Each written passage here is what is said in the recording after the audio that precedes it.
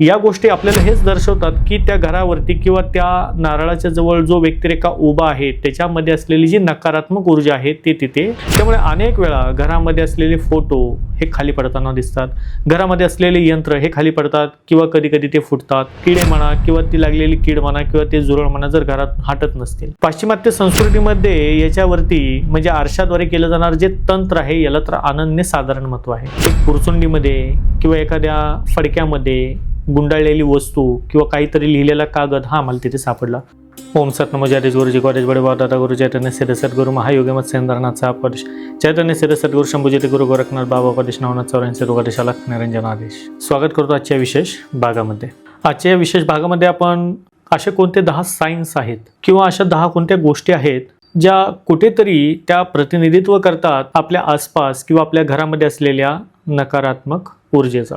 या 10 गोष्टी ज्या मी आज तुम्हाला समजून सांगण्याचा प्रयत्न करत आहे ते एव्हाना आपण दैनंदिन जीवन जगत असताना आपल्याला त्या पाहायला सुद्धा मिळतील. अनेक वेळा तुम्ही या गोष्टी स्वतः रिअलाइज सुद्धा केलेल्या असतील, स्वतःच्या घरामध्ये असो किंवा तुम्ही इतरांच्या घरामध्ये गेल्याच्या नंतर असो किंवा बदीत जागा किंवा बदीत बांधकाम किंवा बदीत घरांमध्ये. त्यामुळे या 10 गोष्टी कोणत्या असू शकतात आणि ज्या गोष्टी तुम्ही समजावून घ्याल त्या कशा रीतीने नकारात्मक ऊर्जेचं द्योतक किंवा प्रतिनिधित्व करतात हे आपल्याला निश्चितपणे आजच्या भागामध्ये कळणार आहे. याच्यातील प्रथम गोष्ट आहे की तुमच्या देवघरामध्ये किंवा देवारामध्ये घटित होणारी. आपण अनेक वेळा हे पाहिलेलं असेल की देवघरामध्ये अचानकपणे दिवा विझणे हे अशुभ मानले जाते. अनेक टीव्ही सिरियलमध्ये अनेक मूवीजमध्ये हे सुद्धा आपण पाहत आलेलो आहे की एखादं महत्त्वाचं काम बोलत असताना किंवा देवाबरोबर वार्तालाप होत असताना अचानकपणे दिवा विझणे हे कुठे ना कुठे आपल्याला या गोष्टीकडे मन आपलं दर्शवतो किंवा खेचतो की जे आपलं गारणं आहे, आपलं म्हणणं आहे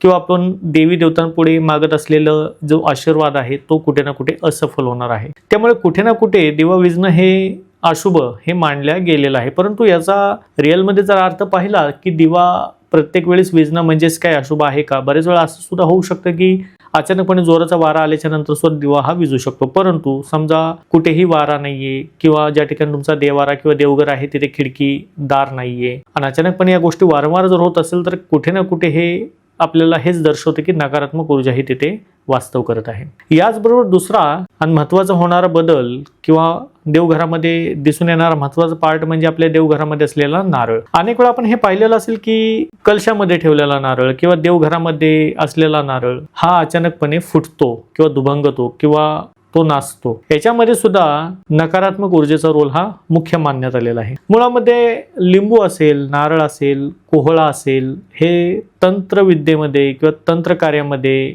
मुख्य घटक रूपाने पाहिले जातात. लिंबू असो अथवा नारळ असो या 2 पदार्थांमध्ये आणि कोहळा या पदार्थामध्ये सुद्धा नकारात्मक ऊर्जा स्वतःकडे खेचून घेण्याची एक पद्धतीची दैवी ताकद आहे. व्यक्तिरेखेच्या अंगामध्ये असलेली किंवा त्या घरामध्ये असलेली नकारात्मक ऊर्जा लिंबू असो अथवा नारळ असो किंवा कोहळा असो हे खूप लवकर ऑब्झर्व करतात, म्हणजेच ते आपल्याकडे खेचून घेतात आणि समोरील असलेल्या घटकाला, त्या व्यक्तीला, त्या घराला ते फ्री करतात. त्यामुळे जर वारंवार घरामध्ये असलेला नारळ भले हे मग तो कलशामधला असो किंवा एखादा नारळ घरामध्ये बांधलेला असो तर तो फुटत असेल किंवा तो नारळ नाचत असेल तर निश्चितपणे या गोष्टी आपल्याला हेच दर्शवतात की त्या घरावरती किंवा त्या नारळाच्या जवळ जो व्यक्तिरेखा उभा आहे त्याच्यामध्ये असलेली जी नकारात्मक ऊर्जा आहे ती तिथे आढळून येत आहे. त्यामुळे या सर्व गोष्टी होत आहेत हे सुद्धा तितकंच सत्य आहे. बरेच वेळा तर हे सुद्धा दिसून येतं की घरामध्ये देवी देवतांचे फोटो असेल तर फोटो सुद्धा अचानकपणे तडकतात, त्यांची काच तरी तडकते किंवा एखादं यंत्र घरामध्ये असेल ते यंत्राला समजा तुम्ही काचेच्या याच्यामध्ये त्याला लॅमिनेट केलेलं असेल तर ती सुद्धा काच अनेक वेळा तडकते. बरेचसे उदाहरण मला असे सुद्धा पाहण्यात आले. आमच्या घरामध्ये असलेला देवी देवतांचा फोटो अमावस्येच्या दिवशी म्हणा किंवा पौर्णिमेच्या दिवशी किंवा शनिवारच्या दिवशी विशेषतः अनेक वेळा फुटतो. यंत्र आम्ही जे लावलेलं आहे, लॅमिनेशन मध्ये यंत्र लावलेलं आहे ते सुद्धा फुटते किंवा ते यंत्र पडते. तर हे सुद्धा कुठे ना कुठे तुमच्या घरावरती वारंवार होणारे तंत्रक्रियेचे द्योतक आहे.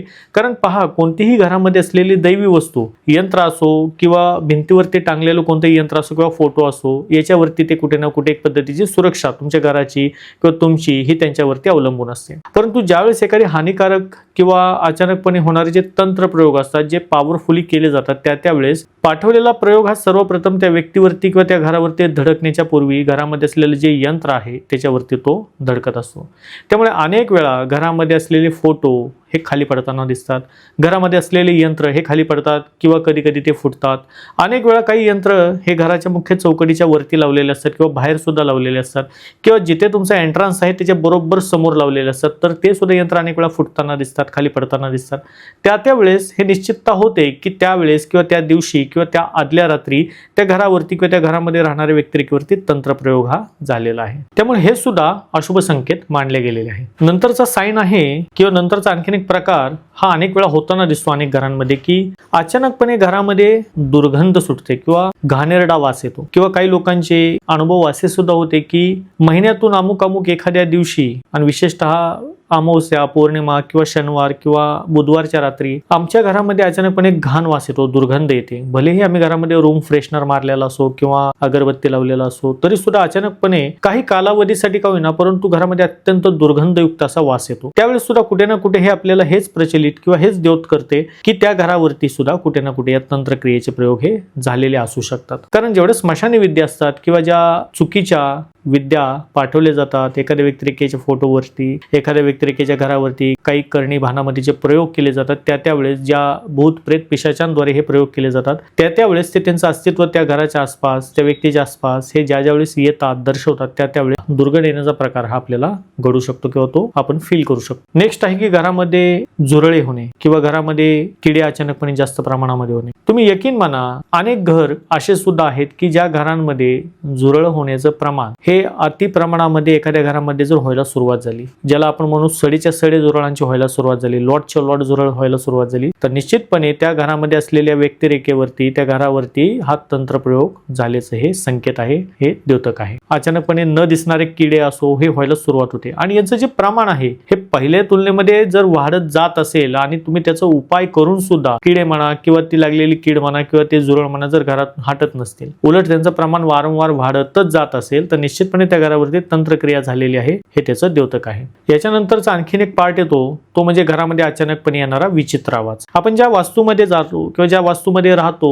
त्या वास्तूमध्ये जर तुम्हाला रात्रीच्या वेळी किंवा अचानकपणे कर्कश आवाज येत असेल, अचानकपणे तुम्ही डचकून उठत असाल आणि घरामध्ये कोणीतरी आहे किंवा घराच्या दरवाज्यावरती थाप पडलेले आवाज येत असेल किंवा अचानकपणे घरामध्ये लाकडावरती लाकूड घासताना जो आवाज येतो तो येत असेल तर हे सुद्धा कुठे ना कुठे सायन्स आहेत की तुमच्या घरावरती किंवा त्या व्यक्तिरेखेवरती कुठेतरी चुकीचा प्रयोग हा झालेला आहे किंवा तो घडवून आणण्याचा प्रयत्न यांनी केलेला आहे. अनेक वेळा हे तर आपण ऐकत आलेलो आहोत, सिरियल असो किंवा मूवीज असो. इव्हन अनेक वेळा मी ज्या व्यक्तिरेखांना भेटलो ज्यांना अशा काही गोष्टी नकारात्मक ऊर्जेच्या त्रासासंदर्भात आहेत त्यांच्या बोलण्यातून एक गोष्ट प्रकर्षाने अनेक वेळा जाणवते की आम्ही ज्या घरामध्ये राहतो त्या घरामध्ये अचानकपणे रात्रीच्या प्रहरामध्ये भांडे खाली पडतात किंवा अचानकपणे रात्रीच्या प्रहरामध्ये खुर्ची एका जागेवरनं दुसऱ्या जागेवरती सरकते किंवा अचानकपणे काही ना काही असा आवाज येतो ज्याद्वारे आम्ही डचकून उठतो. म्हणजे हे कुठेतरी निश्चितपणे साईन किंवा आपल्याला हे दर्शवतात की त्या घरावरती कुठेतरी तंत्रप्रयोग हा झालेला आहे. त्यामुळे हे सुद्धा एक अशुभ लक्षण आहे. याचबरोबर दुसरा प्रकार आणखीन याच्यामध्ये हा सुद्धा पाहायला येतो की घरामध्ये गेल्याच्या नंतर एक पद्धतीचा दबाव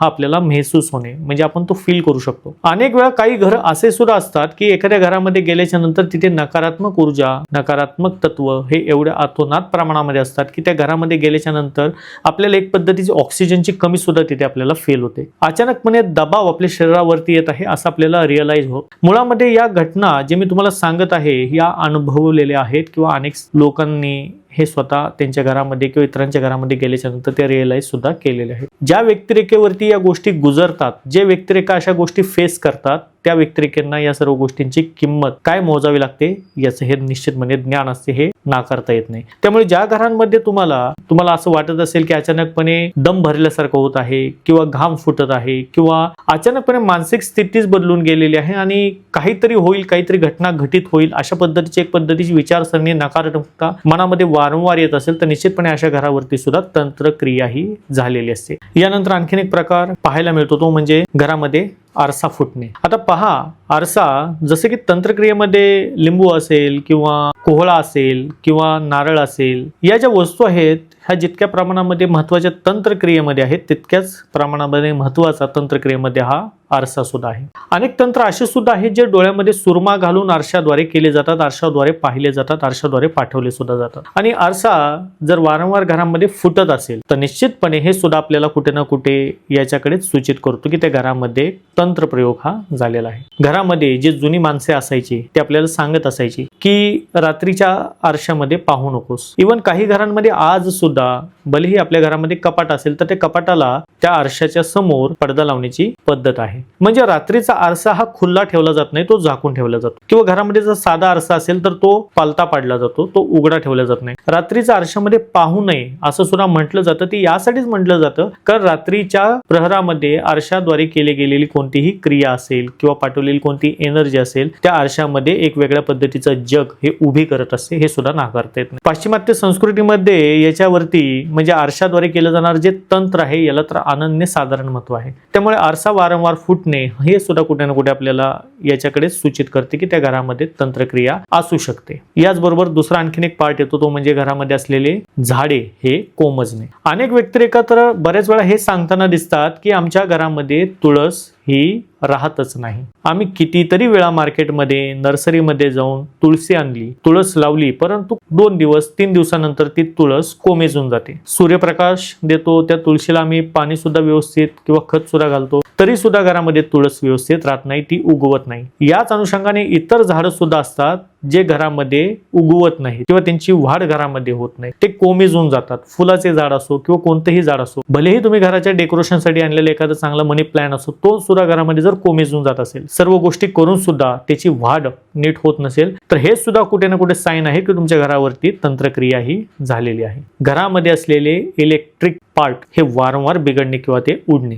नकारात्मक ऊर्जा आणि सकारात्मक ऊर्जा ही ज्या अनुषंगाने प्रवाहित होते त्याच अनुषंगाने हे तरंग उठत असतात. आणि ज्या वेळेस नकारात्मक ऊर्जा एखाद्या घरामध्ये प्रवाहित होते, नकारात्मक तत्व एखाद्या घरामध्ये प्रवाहित होतात, त्यावेळेस जे इलेक्ट्रिक पार्ट असतात जसे की बल्ब असेल, ट्यूब असेल किंवा बॅटरी असेल, हे अचानकपणे फ्यूज ऑफ होतात, म्हणजे ते उडतात किंवा ब्लिंक होतात. हे सुद्धा कुठे ना कुठे साईन घरामध्ये असलेल्या नकारात्मक ऊर्जेचा आहे. त्यामुळे वारंवार जर घरामधले बल्ब उडत असतील, चालू असलेला टीव्ही अचानकपणे बंद पडत असेल किंवा चालू असलेला फ्रीज अचानकपणे बंद पडत असेल, एकदा दोनदा एखादा व्यक्तिरेखा समजून घेऊ शकतो. परंतु जर वारंवार या गोष्टी जर होत असतील तर निश्चितपणे त्या घरामध्ये नकारात्मक ऊर्जा ही सक्रिय आहे, हे त्याचं द्योतक आहे. याच्यानंतरचं एक साईन आहे की घरामध्ये माहिती नसलेल्या वस्तू सापडणे. अशा अनेकशे घरं आहेत किंवा अनेक साधकांचे असे अनुभव सुद्धा मला होते की आमच्या घरामध्ये अचानकपणे एखादी वस्तू आम्हाला सापडली. आम्ही घराची साफसफाई करायला गेलो किंवा घराचं एखादं बांधकाम करायला गेलो, त्यावेळेस आम्हाला एक पुरचुंडीमध्ये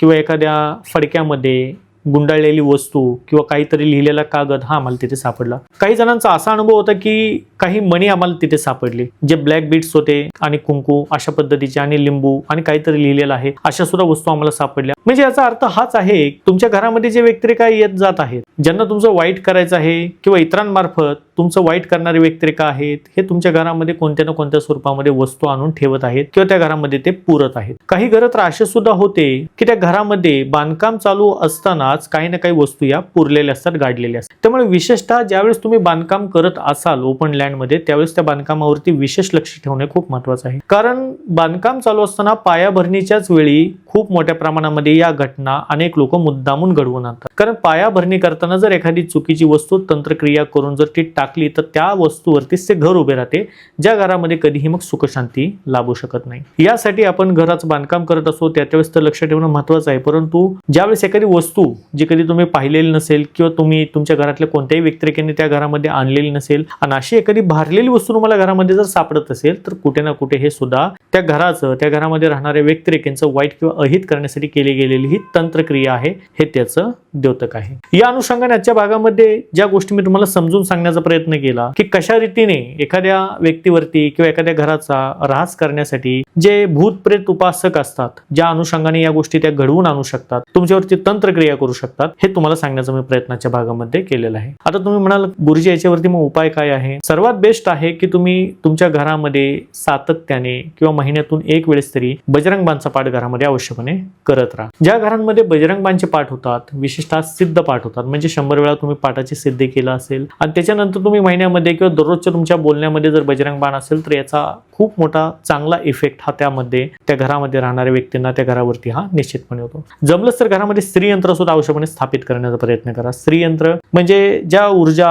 ज्या देवी साधना तुम्ही एखाद्या देवी देवताच्या प्रती करत असता, ती शक्ती स्त्री यंत्रावरती समाहित होत असते. बगलामुखी दीक्षेमध्ये तुम्हाला या सर्व गोष्टी मी यापूर्वी सुद्धा शिकवलेल्या आहेत. त्याच अनुषंगाने तुम्ही गळ्यामध्ये चंडी कवच सुद्धा आवश्यकपणे धारण करा. चंडी कवच धारण केल्याचा खूप मोठा परिणाम जो फायद्याच्या रूपामध्ये आपल्या जवळ सतत राहतो, की आई साहेबांचा आशीर्वाद सदैव त्या साधकाला राहतो, जेणेकरून त्या साधकावरती कोणतीही तंत्रक्रिया, तंत्रप्रहार गळ्यामध्ये चंडी कवच असल्यामुळे तो होऊ शकत नाही. सदा सर्वदा रक्षण चंडी कवच त्या साधकाचं करत राहते. जसे रक्षण स्त्री यंत्र त्या घराचे करते, तसे चंडी कवच रक्षण त्या साधकाचे करते. हे सुद्धा तितकंच सत्य आहे. त्यामुळे बेसिक्स आहेत की घरामध्ये महिन्यातून एक वेळेस बजरंगबाणचा पाठ करणे, गळ्यामध्ये चंडी कवच धारण करणे आणि विशेषतः मा भगवती पितांबरा म्हणजे बगलामुखी मातेचं श्रीयंत्र हे तुम्ही तुमच्या घरामध्ये स्थापित करणे, हे कुठे ना कुठे एक पद्धतीचं प्रोटेक्शन जे तुमच्या स्वतःसाठी, तुमच्या घरासाठी आणि कोणी तुमच्यावरती क्रिया करू नये त्यासाठी हे तुम्हाला सदैव सुरक्षित ठेवते. हे सुद्धा तितकंच सत्य आहे. बरं, कवच असेल किंवा यंत्र असेल किंवा कवचरूपी केला जाणारा पाठ असेल, हा पुरातन काळापासून चालत आलेला आहे. कोणतीही देवी साधना जरी आपल्याला करायची असेल तर त्या साधनेमध्ये आपल्याला व्यत्यय येऊ नये, त्या साधनेमध्ये विघ्न येऊ नये म्हणून सुद्धा दिग्बंधन केले जाते, की जेणेकरून जे आकाशामार्फत किंवा या पंचतत्वामध्ये फिरत असलेले जेवढे आसुरी तत्व आहेत, नकारात्मक ऊर्जा आहेत, त्यांनी आपल्या साधनास्थळीवरती, आपल्या घरावरती, आपल्या स्वतःवरती कोणतीही विघ्न किंवा बाधा आणू नये म्हणून आपल्याला ह्या सर्व गोष्टी करायच्या असतात. त्यामुळे जो व्यक्ती एका घरामध्ये श्रीयंत्र पूजन करतो, बजरंगबलीसारखे बजरंगबाणचे पाठ करतो किंवा ज्या देवी देवतांचे सुरक्षारूपी कवच याचे पाठ करतो, गळ्यामध्ये चंडी कवच किंवा इतर देवी देवतांचे कवच धारण करतो, तो निश्चितपणे असा व्यक्तिरेखा अशा होणाऱ्या सूक्ष्म जगतातल्या उत्सर्जित होणाऱ्या पिढेपासून लांब राहतो. त्याच्यावरती सहसा असे कोणतेही इफेक्ट हे होत नाहीत. त्यामुळे आजच्या भागामध्ये ज्या गोष्टी मी तुम्हाला समजून सांगण्याचा प्रयत्न केला हा तुम्हाला निश्चितपणे कळालेला असेल. तो चॅनलवरती नवीन असाल तर चॅनलला सबस्क्राईब करायला विसरू नका, लाईक करा आणि हाईप सुद्धा करायला विसरू नका. भेटूयात नवीन माहितीसह नवीन व्हिडिओमध्ये. तोपर्यंत सर्वांना सत्य नॉलेज गुरुजी को आदेश. शाला खनिरंजन.